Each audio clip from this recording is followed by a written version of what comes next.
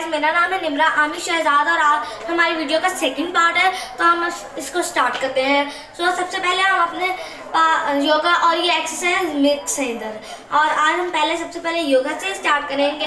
तो गाइस, हमने ब्रीथ अंदर लेके जानी है और हमने माउथ से उसको आउट कर देना है। तो हम देखते हैं 5 सेकेंड तक ये करना है।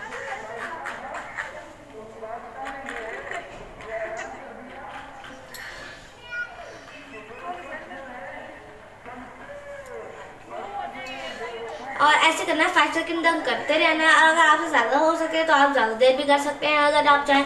अब हम करते हैं एक्सरसाइज। तो सबसे पहले हमने अपना पूरा हैंड को नहीं हिलाना, जैसे ऐसे ऐसे करते हैं। हमने सिर्फ ये चीज़ें हिलानी है अपनी यहाँ तक। ऐसे हमने इनको टाइटली बंद कर लेना, ऐसे ऐसे इनको करना है।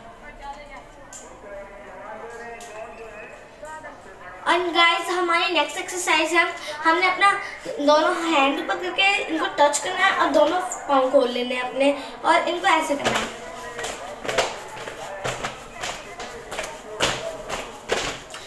एंड गाइस, हमारी वीडियो यहाँ पे आज खत्म होती है। Thank you for watching this video. और गाइस, लाइक और शेयर ज़रूर कीजिएगा। ओके, अल्लाह हाफिज़।